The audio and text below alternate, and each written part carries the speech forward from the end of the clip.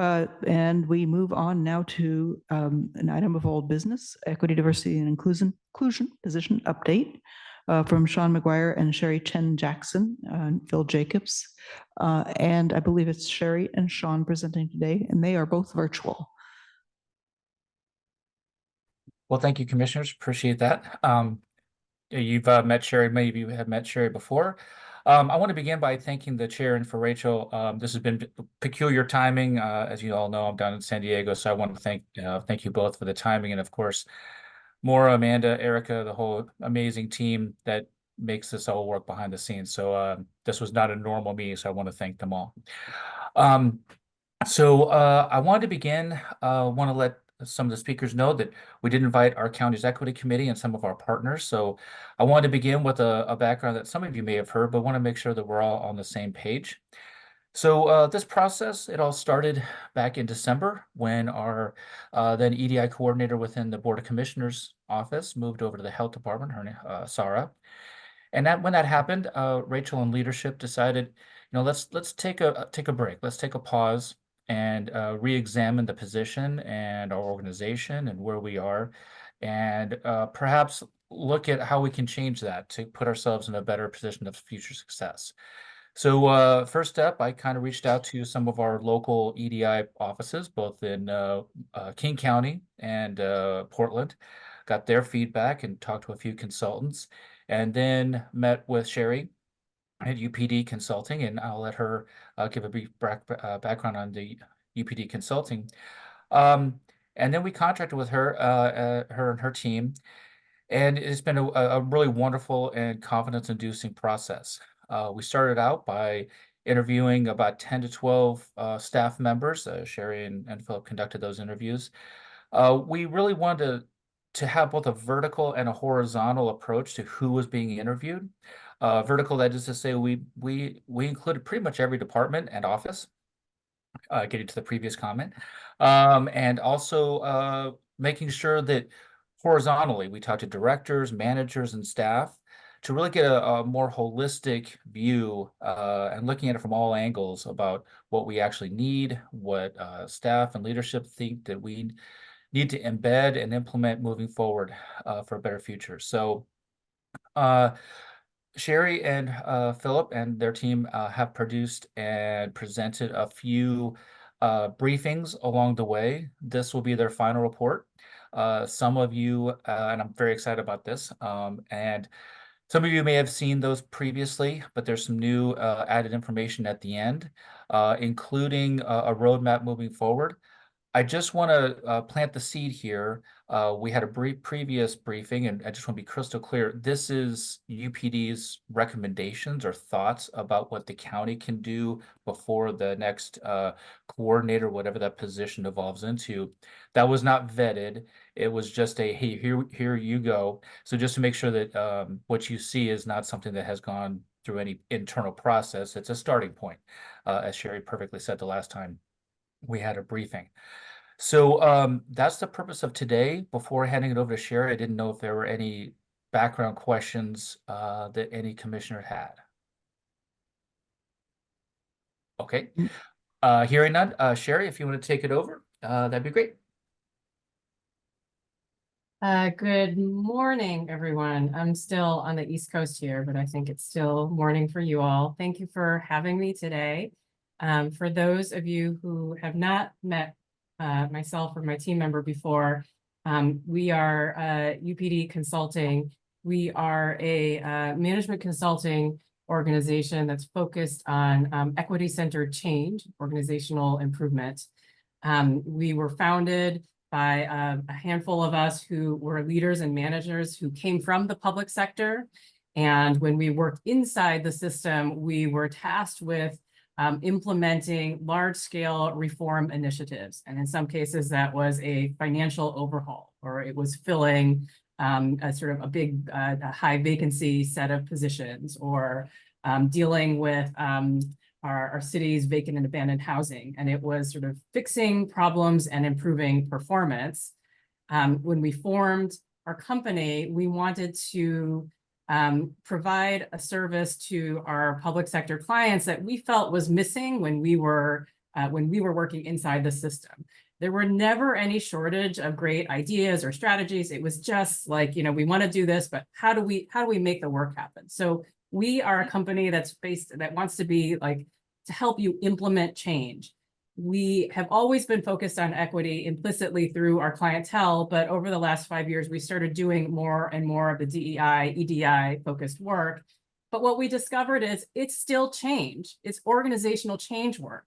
And the more that you tie it with the organization's vision for where you want to be going, where this county wants to be going in the future, to be a thriving, resilient county, to tie your EDI work with that is your best chance of success. And that's what we've discovered in our work and our focus. And even in this very quick engagement with Benton County, it was sort of how do you get started on the change work while you're waiting for doing a bigger, more comprehensive assessment, while you're waiting for folks to get trained. How do you just get started? And I think that is where we landed in this very short engagement. It was not a comprehensive review of anything, and we certainly didn't do any co-design or planning. And so this is our thing. It is not saying you must do it or anybody signed off on it, but just to give you some ideas about how to get started on that change work. So I'm going to quickly go through. Some of you have already heard what the, if we can just go to the next slide. We basically we had a handful of conversations, and a handful meaning about 10 to 12 different conversations with various leaders across the county. I put this up because this was one of the more powerful quotes. It's a lot of words there, but what we took away, we heard and felt like it resonated, was that in some ways, you know, we're talking about this EDI coordinator and how to find the perfect person who will stay and do all the work they need to be doing. But this person said, you know, we kind of all need to be coordinators. If we don't all buy into it, we're not going to be able to move forward. It impacts all of our jobs. And before you all get scared to think like you've got a new like job description tacked on, this is not what they meant. It was like, how do we sort of live the values and sort of carry out the equity work within our day-to-day jobs, because it makes us better. It makes our work better, and it helps us fulfill our mission as people who work in public service. So let's go to the next slide. So I'll open actually with just some sense in our experience and what we are seeing across the country is the cost of not embracing EDI, meaning sort of keeping it siloed and separate, and you know under investing in it.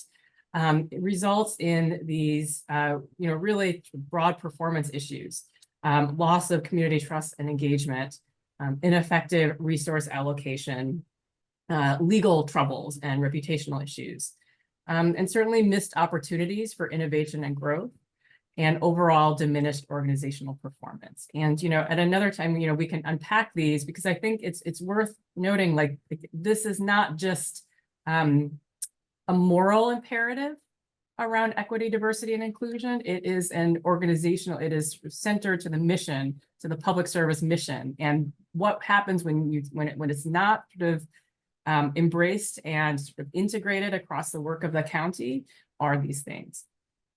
So let's go to the next slide. Just a quick overview of what we learned in the interview process. And again, there was a group of, I think about 10-ish, 10 to 12 director or other folks in leader and manager positions in various departments. We asked some questions, just a really broad question around tell us about what you think is like the state of EDI in your county. You know, what do you see as long-term outcomes? Like if Benton County was doing EDI, like what would you see change? What would you see happening? And so the first two around the state of EDI and the desired outcomes synthesizes what we heard across the folks that we had spoken to. We asked people what you see as your role in EDI outcomes, and sort of where do you fit into all of this? And then on the right side, we talked specifically about the coordinator, and some folks knew the previous coordinators and experienced working with them, and others and may not have. But you know, there was a lot of alignment around just the lack of focus and prioritization with that position. And there was a lot of alignment around the need for that coordinator to be really supported in their role, because so that they don't get left out on an island. Okay, let's go to the next slide. So we have, and Sean has this, we documented all of the conversations we had, the notes from the interviews, if anybody is interested at any point. Going to slide 5. After synthesizing the, oh, I'm sorry, I'm looking at the wrong screen, thanks. Sorry, the previous, no, that's right. Here. After synthesizing our interviews, we came forward, we presented to the county administrator and the leadership team really sort of 2 areas that you should prioritize now, we believe. One is around organizational alignment, and the second is around leadership engagement. And this is based on what we heard and really our experience in working with a number of small, medium, and large organizations, particularly in the public sector, tackling issues of equity, diversity, and inclusion. And I think where the start is, because oftentimes there's an inclination to think like everybody needs to be trained. Everybody needs to sit in a focus group or survey. And I think those are all very, important tactics that are part of this process. But we wanted to sort of narrow your focus around this concept of organizational alignment. How do you tie EDI efforts to your organizational mission and goals across for the county and at the department level? And the ways in which EDI work actually advance your program outcomes and the departmental improvement priorities that you have. And how do you embed these outcomes into the department goals so it doesn't feel like a separate siloed thing, and that it actually, it's an essential part. The way that sustainability, I think, is already an essential part of how each department is working in general. The second area is around leadership engagement. And this is both what we heard and also our experience, that the EDI coordinator, the chief diversity officer, the DEI director, they often end up on an island. I think that before we started this engagement, I chatted with Sean about the, I don't have it in front of me, but the turnover in the last 3 years with this people in this position is incredibly high, and it's increasing. And why? Because there's there's the underinvestment in the work in general, but more importantly, it's this person or even sometimes a small team being on an island, and it not being integrated and really the work of the organization. So in our experience, we have found some ways in which to engage leadership across multiple departments to try to foster some shared ownership. The concept of distributing leadership around EDI across departments in a way that ties to the first piece, which is in a way that is not separate work, that ties to the work that you already are doing or need to be doing to improve your performance outcomes as a department. And so we have some ideas that we then unpacked. I'll talk about in a moment about how to, what are some strategies for engaging leadership and for integrating some of the EDI work across departments, leveraging, early adopters. Those, I think we all know there are some departments that have been doing great things already that can be built upon. And then, doing some competency and sort of knowledge development, and this is where training comes in, for how to lead EDI change. And I want to emphasize, this is what our bullet is here is not about everybody needs unconscious bias training. It's actually how to lead EDI work when you're not an expert. You don't speak the speak. You haven't read everything that the others have read, or you don't, it's just not within that's not where you are, or it is. We have a mix of everybody sort of in a different place in their journey, but everybody can still lead the work when it's aligned to the sort of organizational outcomes that you're focused on, and that you don't have to become an EDI expert, nor do you need to put all of the responsibility on the EDI coordinator to be able to answer every question about EDI. Okay, so we can move forward. We made some broad recommendations for the EDI coordinator role, and then we did also follow up with Sean and the county administrator with some specific examples. But we said that, think about the coordinator role as a facilitator rather than the sole owner of EDI efforts. That the person plays sort of a consultative role with the other departments to address specific areas of improvement and how to integrate and take an equity lens to their operations.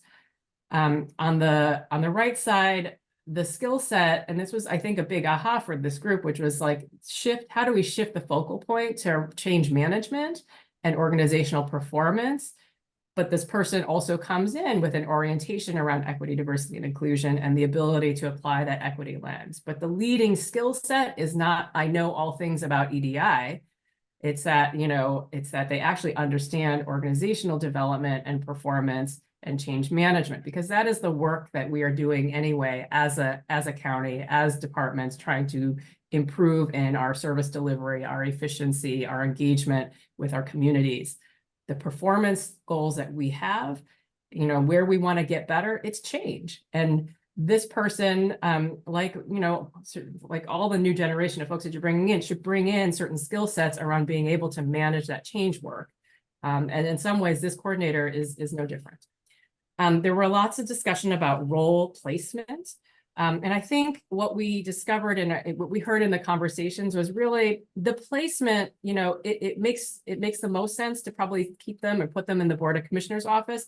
However, the more important piece is that unequivocal support of an executive sponsor, so that this person, where you're going to land in terms of classification, still has the backing and the authority to influence and to shepherd the decision-making that needs to happen, and to be able to sort of assert leadership in moving the improvement work.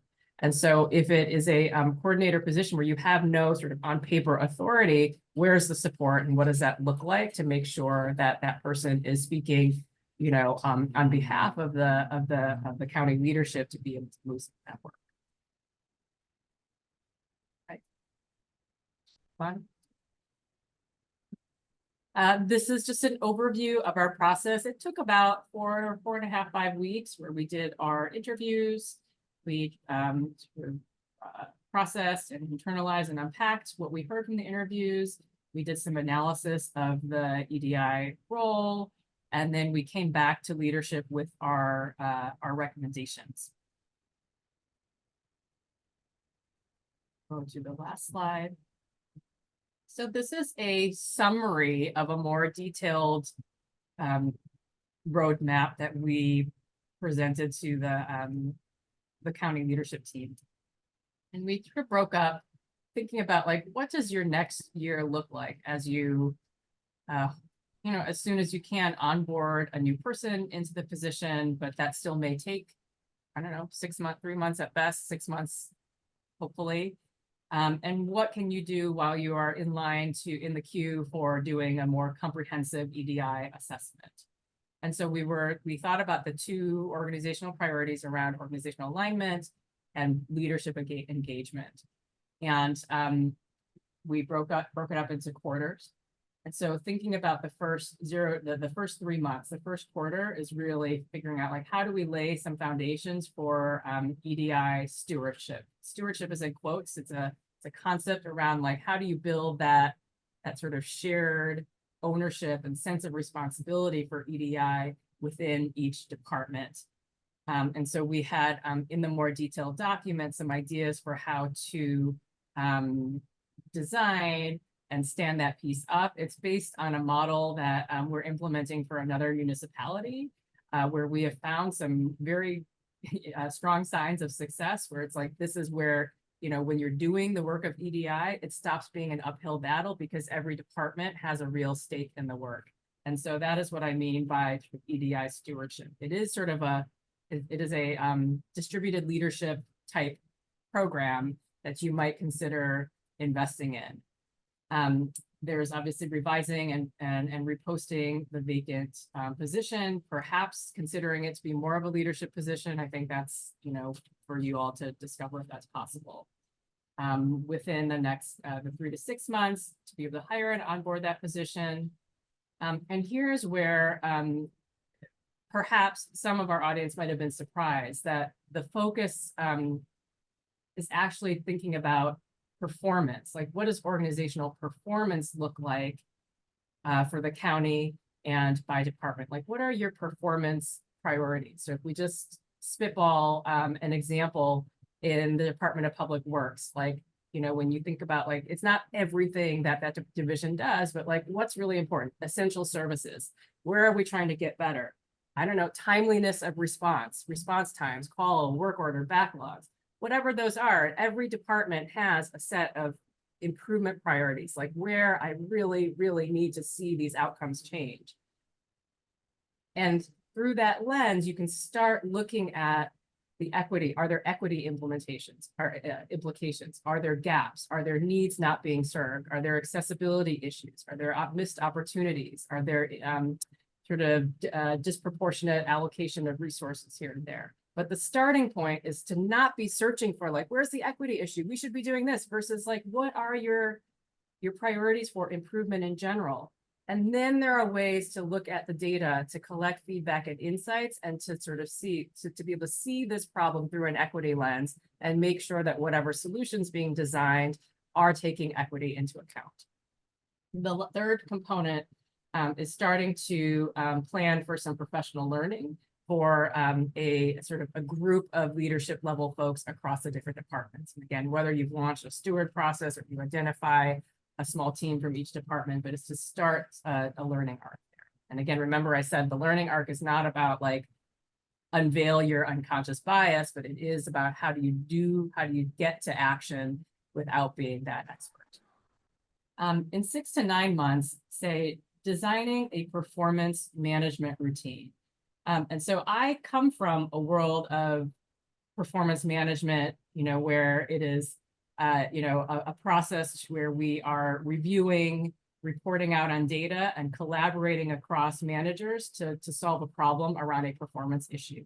And so some of we're bringing some of that experience that we have to say, like, there's a way to come together around a performance goal, a set of data, and have collaborative problem solving and improvement conversations around it, and talk about the equity needs and the equity implications.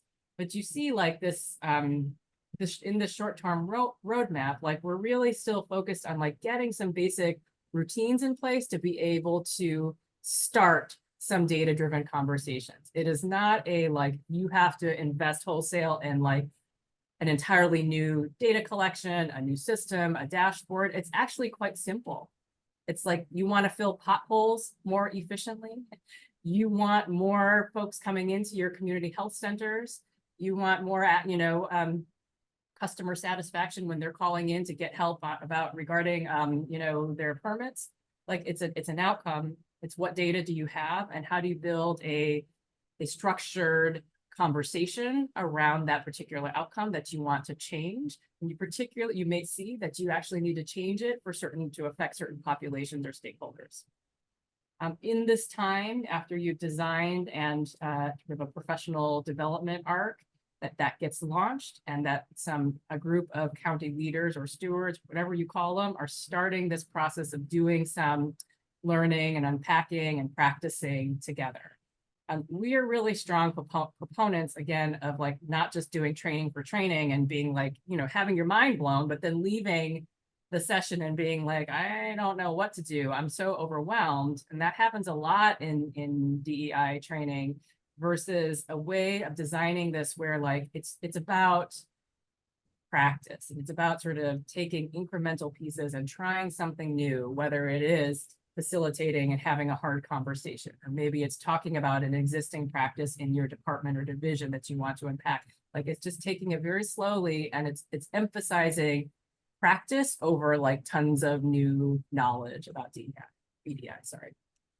When we think about, so going into the final quarter of the year, and thinking about what a performance management routine looks like at the county level, we would recommend to not go full force, like every department, everybody has to be engaged, and there needs to be a like comprehensive set of metrics, versus like, let's start with a couple of early adopters, a couple of departments that are ready to focus on 1 or 2 priority improvement areas, and ready to start with some imperfect data, ready to have some of these cyclical short, you know, conversations to say like, hey, what is the data telling us about what we're doing?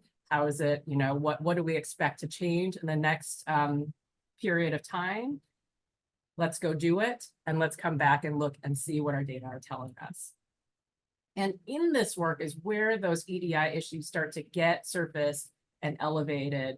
And it is where then, you know, in the improvement conversation, you know, looking at data, talking about why are we seeing the outcomes that we're seeing? What can we do to improve our outcomes? You know, are there practices that can shift and change when we look at how data might, in our data, how our services are disproportionately serving some over others or harming some others, right? The EDI issues become elevated in these conversations and the design of the solutions.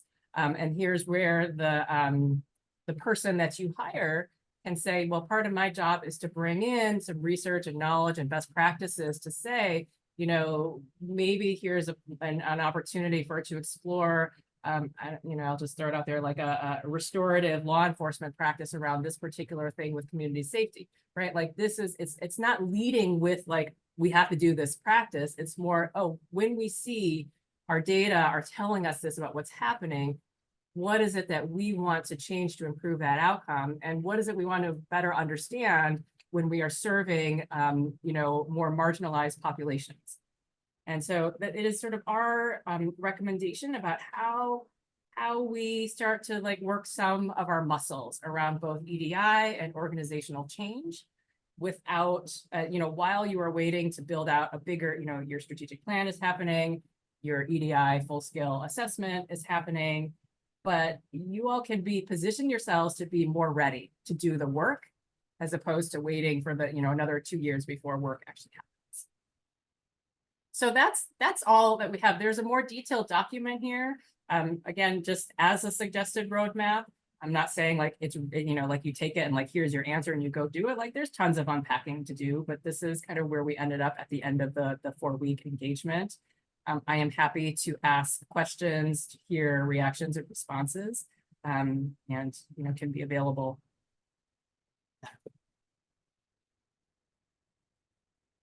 Questions?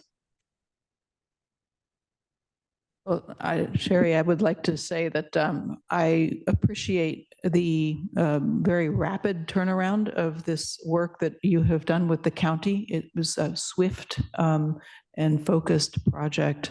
And I think that the voices you heard really do capture the essence of what we have experienced with an equity, diversity, and inclusion coordinator position. And personally, I think that the recommendations are spot on, that this work is work that needs to be focused on the core objectives of our teams to serve our community better every day, and that needs to be integrated with our regular work rather than something on top of or in addition to, or that's kind of mystifying to some. So I think there are many ways to do that. I like the fact that you have laid out this 1-year approach and that it takes on the project in a very bite-sized and doable way. So I thank you and your team for this presentation. I just wanted to further thank Sherry, as well as her partner, Philip, for really doing a deep dive and talking to so many of our folks across Benton County. Change management is hard. It's difficult. Sometimes we talk a lot about how government, we're a little slow. I don't think that's the case here in Benton County. I think we're very committed, and we needed this roadmap to begin to thoughtfully make good choices. I just wanted you to point out, when you first started with us, there was a statistic that you had reported on EDI, DEI coordinators, directors. In your experience, the turnover, how often it is right now from the work that you've been doing since you've been with this organization and in your last experience.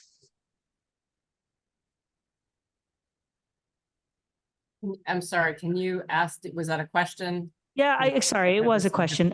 Just that there was a pretty strong data point that you pointed to about the turnover in positions that have really EDI or DEI in their placement. You know, I'm reading in different magazines and reports of the turnover rate. Do you remember that when we first started? Yeah, I'm gonna pull it up. Give me just 1 second, but Mhm. it was really high. I want to say it was It was like very high, yeah. 8%, Yeah. or something like that.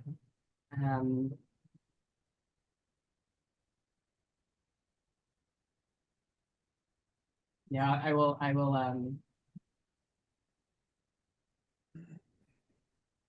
it. Regardless, you know, I think this was why this was 60%. such Yep, important. I have that. 50, 60. 60%. So we want to set up this individual or team to be successful. And I truly appreciate working with you and your thought leadership and the work that you provided. And also, I realize that you just love the West Coast so much, so you're going to be moving to our time frame. So we really appreciate you and joining Washington State and becoming part of the West Coast. I'm looking forward to it. Thank you. That's news to me, and I think that's great news. Commissioner Malone. Yeah, great discussion, and having a couple EDI coordinators. I think things were a little amorphous as far as what their duties were, and I really appreciate the direction, and the term roadmap has been used a time or two, and I think that's accurate, and just how to really integrate this position into all our department efforts, I think is a very worthy goal. And so appreciate the help in getting us on track. Commissioner Weiss. Thank you. I will also say thank you. And I appreciate the roadmap. I think one of the hardest parts of any big project is just knowing where to start and then how to get there along the way. So that's much appreciated. And I also appreciate Rachel calling out and asking about that trend. And thank you, Sherry, for sharing it. You know, along the way, we definitely want to keep an eye out for those reasons why people leave and why programs are not effective, making sure that we have alignment and resources and all that stuff. So that's much appreciated. Thank you. Yeah, I know that many of our departments already have requirements to track racial and ethnic disparities and to track the people that they serve and to make sure that we are providing access across our entire community. So I think we can find a couple, 3 pilot programs, pilot teams to start with without much trouble. And I just want to emphasize again that it's all about access to services and access to decision makers, sense of belonging, both among community members, but also among our own employees, and retention as well as belonging, and then culturally appropriate services, because we know that one size doesn't fit all. So this is a good first step, and I really appreciate the hand up that UPD has provided us. And Chair, if I can, I just want to also share with you all just the immense pleasure and mad respect for Sherry and her team. Not only her having the wisdom to move from Maryland to the Best Coast, but also just it's just been great. Every conversation has been top notch, and it's just been awesome to work with her and her team. So wanted to share that. And thank you for the time today. Thank you. And I wanted to highlight for those of you who haven't looked at the board packet that there are also in this slide deck some case studies of other locales, other governments, and some of the successful practices. So it's worth looking at if you want to dig deep. And in conclusion with that, something we Sherry and I have been doing the past couple of days, and my sincere apologies just because of me being out of away. Sherry has wonderfully given us a few extra links. I'm going to pull all that stuff together when I'm back in Corvallis and kind of wrap it into more of a bow and then have all of it in one shot. So, and then we'll share that with the Equity Committee as well. So you have all resources in one spot. So just give you that. Thank you. And with that, we'll move on to our next item. Thank you all. Thank you. It's been a pleasure Thank working with you. you all. Thanks. Thanks Thank you very much. both.